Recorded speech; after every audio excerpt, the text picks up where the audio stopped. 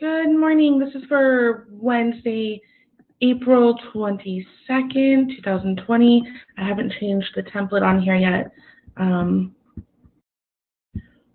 But today's Bible lesson, one second.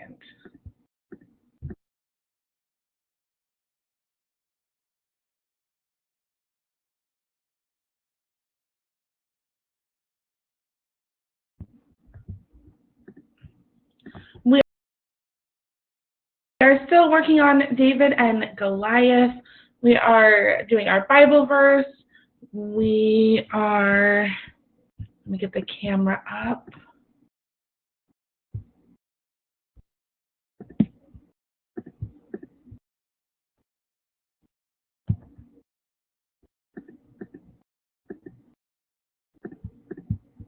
There you go.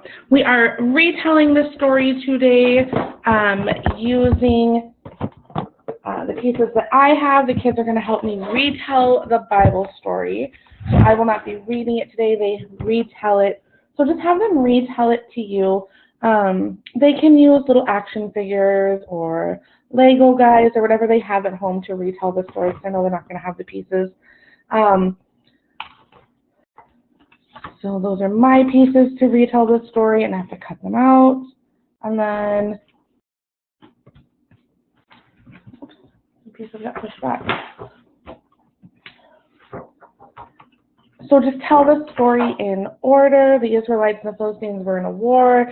David's brothers were in the war, and David brought them food. The Israelites were afraid of Goliath the giant. David asked why no one was fighting Goliath and said that he would fight him. And then David went to King Saul to ask if he could fight Goliath. King Saul said yes and gave David his armor. The armor was too big. David said he would just fight it with a slingshot and 5 smooth stones. David fought Goliath and won. The Philistines were scared after Goliath was defeated, and they ran away, and the Israelites won. So that is concluding our Bible for today. For math, we are doing 12.8. So under the cup. So the snap cubes that they have, you're going to put them under, some of them out of the cup and some of them under the cup. Any cup you have in your kitchen. So you'll just you can either put them on the table and then just put the cup down and see how many are under the cup, how many are in the cup or outside the cup. So 10 snap cubes minus however many are hidden under the cup means how many are out of the cup. So that's just a fun way to continue doing subtraction with 10. And then roll one less. They don't have dice at home, unless you do have dice at home. If you have dice at home, perfect, then you can do this just using a dice. They just roll one dice. So if it lands on a 6, 6 take away 1 is 5. And just keep doing that. For those of you who do not have a dice, maybe you have a spinner, any game spinner from a game you can spin and just do, like, if it lands on a 5, 5 take away 1 is 4. Something like that if you have it. If not, you can just assign numbers. Just give them a number and have them subtract 1 from it. And then this one is just practicing more subtraction facts. So that is it for math. Calendar. Our poem is, it's raining, it's pouring, the old man is snoring. He got into bed and bumped his head. Couldn't get up in the morning. We are still counting by 2s, 5s, and 10s. And we are also practicing our flat shapes and our solid shapes. So our regular 2D flat shapes like oval, circle, square, triangle, and then our 3D solid shapes like pyramid, cone, sphere. So practicing those during calendar. And then literacy, we are reading the Storms book again, which I posted a video yesterday of me reading and doing the vocabulary. Today there are some questions that go along with this book. So question number 1 is turn to pages 4 and 5 and think out loud. So let's go to pages 4 and 5. And think out loud. When I think of storms, I sometimes get scared or worried. However, are storms always bad? What evidence from the text tells us otherwise? Well, we know right here on page 4 and 5, it says storms are important. Living things need fresh water from rain and snow. Wind can help clean the air. Weather cools and heats our planet, so it's just right for life. Those are all great things that weather does for our planet that are not so scary. So have them think about that and talk to you about it. Number 2, how does the illustration on page 11 help you understand the meaning of the word electricity? So how do the illustrations, the pictures on these 2 pages right here, help you to understand the meaning of the word electricity? Number 3, what does the author tell us about tornadoes on page 14? So what does the author tell us about tornadoes on page 14? And you can pause the video right here and you can talk with them about it, or you can pause it on page 14 in the storms read. Number 5, compare and contrast storms on Earth compared to other planets. And that's on page 24 and 25. So let's compare storms on Earth. What's a hurricane on Earth like versus the hurricane on Jupiter? What is a lightning storm on Earth like versus a lightning storm on Saturn? What is Neptune's wind versus our wind? It's a good thing to compare and contrast. Number 6, how did the people in our text prepare their homes for storms? And that's page 28 and 29. So talking about the different shelters and why they're like that for storms to prevent.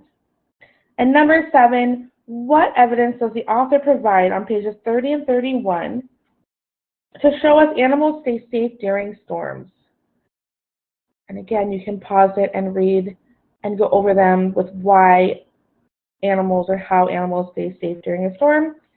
So that is that book, and then we are doing the non-fiction Ship It, which is in the storms packet. Give me just a second here. So that is this page, and we're doing it based off of the storms cover book. So you can pause on the storms cover book and do it like that. You're just drawing each part from the book, okay? And then we are coloring a second one. We did that one yesterday. Color the second one today. This one is a tornado. So color the tornado today, and then the raindrop today. And then tomorrow we'll assemble them all together to make the mobile. The second book we're reading is Storm is Coming, and I will read this book and record it in just a second. So this is our fiction text for the week. So I'll read this one. And then after lunch break, we are doing economics again. First we're doing writing, so let's go back to writing. Yesterday we did storms, can. So today we are going to write about storms have. Let me double check. Yeah, storms have. And so that is going to be this page right here in your book. So you're just going to brainstorm after reading the text, what do storms have? And then write them in here. It can either be a list or it can be complete sentences. It's up to your child what they want to do. It's their informational report and how they want to portray that. And what we do is we brainstorm and we write that in this page here. So we brainstorm and write storms have, and we write them here before we go and make them complete sentences in our book. So it's kind of our rough draft. All right. So after lunch, we're doing economics again. We're going over wants and needs. Again, today we are going to divide them into an anchor chart on the wall behind me. So you can do this with your kids. You can just discuss, and I'm just sorting these pictures with them. I'm going to cut them out, and we're going to tape them on the wall under wants or needs, and just discussing wants and needs. Let me look and see what else. So we're creating an anchor chart that says needs and wants. Sort the included anchor chart pieces onto the chart. So discuss each picture and decide where it should go on the chart. Discuss with students a need and a want. Have students assist you in sorting the items. Lay down well, I'm not going to do that, but you guys do this at home. You could lay down 2 circles or 2 spots and maybe go around the house if you don't want to do it with pictures and find items that are wants and needs and put them into the 2 different piles. They use hula hoops to make 2 different circles, but if you have hula hoops. And then respond in a reflection log in your little journal that has your name in blue. Respond into that. And then, oh, I forgot the writing piece for in the morning. In the morning, I'm just going to give them a picture, and they are going to caption it. And I was just going to use the dog picture from yesterday. Here it is. I'm just going to give them this picture and have them caption it in a journal and just write what is happening in this picture. A brown puppy with a red collar is eating his food off the floor, or spilt his food on the floor and is eating it. Something like that, but use descriptive. So have them start with a puppy and then add more words. A brown puppy with a red collar, a brown puppy spilled his food, something like that. I want them to add detail. So that's the writing for in the morning, and then the storm information packet is the writing for the afternoon. Okay. So that is that, and then I'm just going to read The Storm is Coming right now at the end of this video. Storm is Coming by Heather Tekovic, illustrated by Margaret Spengler. Storm is coming.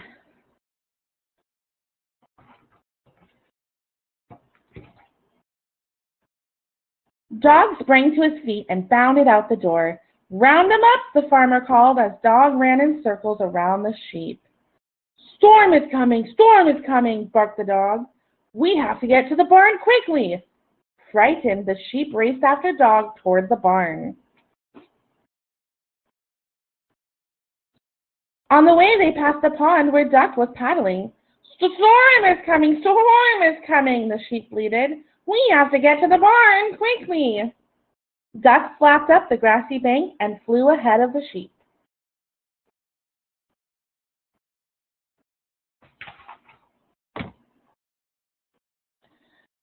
The cows in the pasture looked up as the animals sped past. Storm is coming, Duck quacked. We have to get to the barn quickly. The cows herded together and joined the stampede. When they all reached the barn, the farmer hurried them inside. Then he shut the heavy door. The barking, the flapping, the bleating, and the mooing awoke Cat from her nap in the hay. She stretched and yawned and opened one eye. Storm is coming, the animals told her all at once. And who is Storm? She meowed. The cows looked at Duck. Duck looked at the sheep. The sheep looked at Dog, but Dog did not know.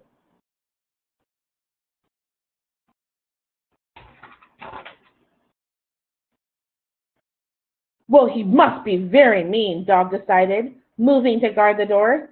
And he must be very scary, the sheep stammered, starting to shiver. Big, he must be very big, Duck sputtered, flapping in the air in a fury.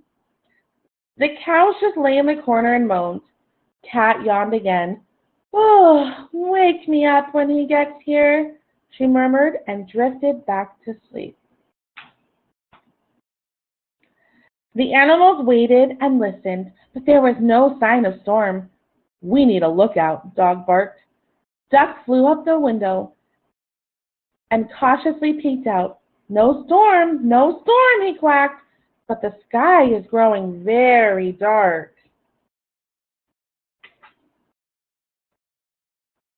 Oh no, bleated the sheep. Even the sun is hiding from Storm. The cows dropped their heads and moaned louder. Dark is good, Dog told them. Storm can't find us in the dark. The animals nodded. That is good, they agreed.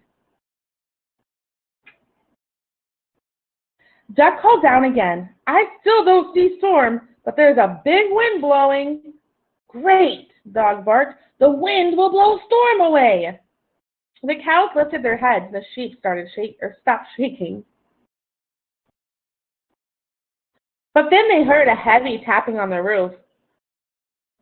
Storm is knocking, the sheep cried. No, no, no, it's only rain, Duck informed them. Dog nodded. The rain will wash away our tracks, so storm can't follow us, he added. The cows and sheep listened for a moment, then nodded in agreement.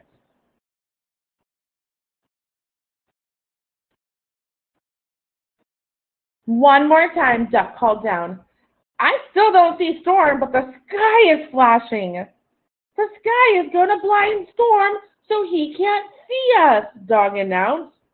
The cows scrambled to their feet and the sheep started shuffling.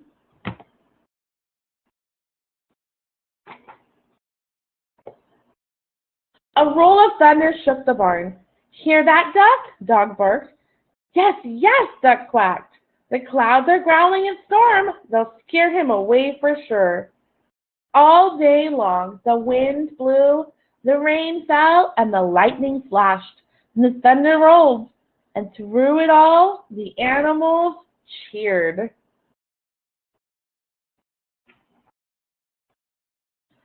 But then everything stopped. The sky went silent, and so did the animals. They waited and listened, and Duck flew down to huddle with the others.